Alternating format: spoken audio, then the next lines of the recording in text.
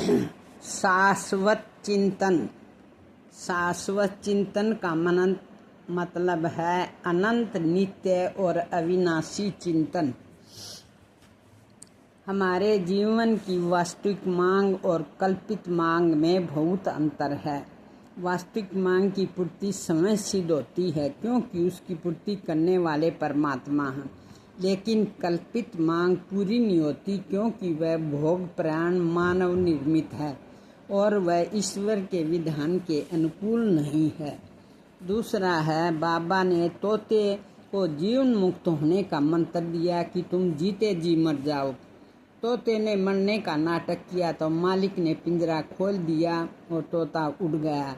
ऐसे ही जब तक जीव अपनी व्यर्थ कामनाओं की ओर से मर नहीं जाता तब तक मुक्त होना संभव नहीं।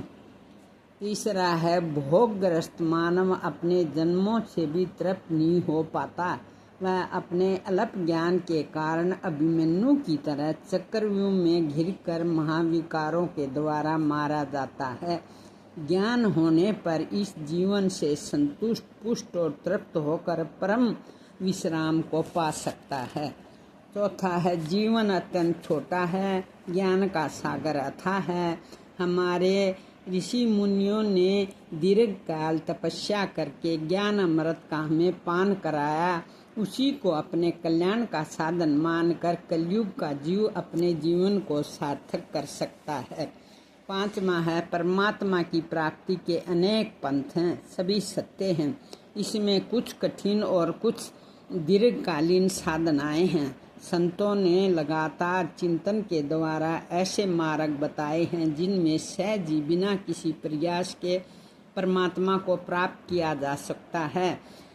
कलयुग में विशेषकर जीवों के लिए भक्ति का सीधा सरल मार्ग बताया है। छठा है, बहुत कम संतों ने कारण निरपेक्ष अर्थात बिना किसी साधना के परमात्मा की प्राप्ति का मार्ग दिखाया है।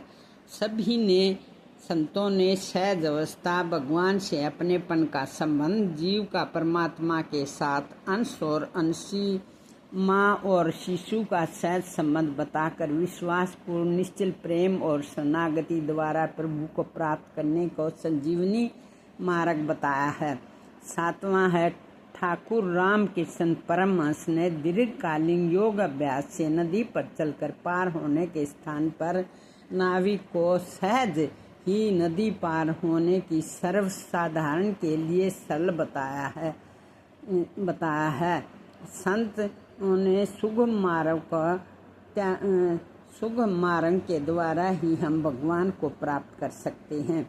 जैसे भी हो, जीव को इस मनुष्य जीवन में अपना उद्धार करना है, अन्यथा अनेक जन्मों तक भटकना पड़ेगा, भांति भांति के दुखों को सहन करना पड़ेगा।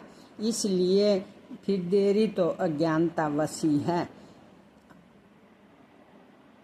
नौवां है, परमात्मा एक ही है, उसका धाम भी एक ही है। अपनी अपनी अनुभूति के आधार परमात्माओं ने अपने अपने मार्गों को विविध नामों से विभूषित किया है। जैसे सगुण उपासना, ऐसे ही सगुण उपासना में खंडित मूर्ति की स्थापना नहीं हो सकती, ऐसे ही खंडित सत्य को स्वीकार नहीं किया जा सकता।